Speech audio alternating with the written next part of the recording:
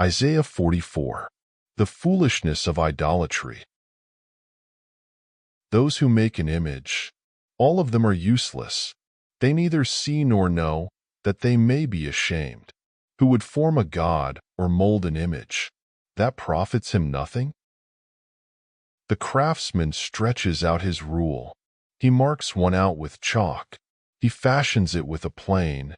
He marks it out with the compass, and makes it like the figure of a man, according to the beauty of a man, that it may remain in the house.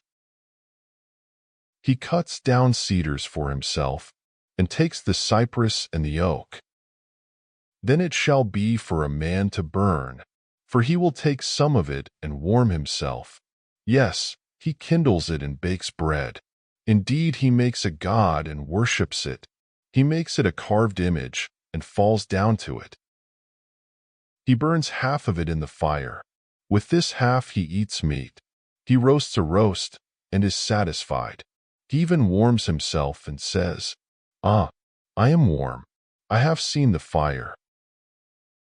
And the rest of it he makes into a god, his carved image. He falls down before it and worships it, prays to it and says, "Deliver me, for you are my God."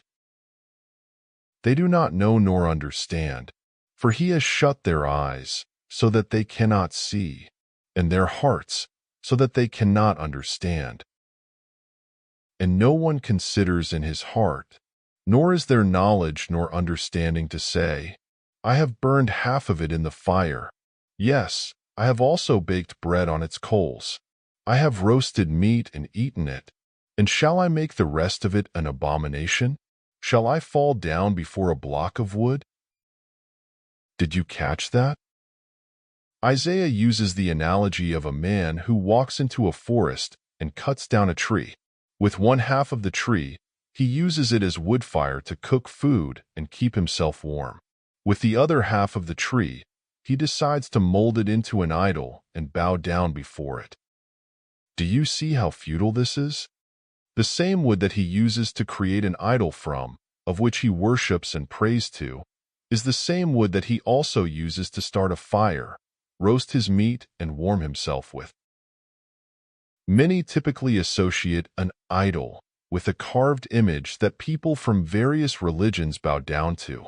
But it is critically important to understand that an idol is not simply a gold, wooden, or man-made statue. An idol is anything in your life that competes or rivals against your relationship with God. It is anything that is elevated, given priority, or takes the place of God in your life. It is misdirected confidence in something or someone that ultimately cannot bring us peace and security in the same way that God can. In Isaiah 45 verses 21 to 22, God says, "And there is no other God besides me, a just God and a Savior. There is none besides me.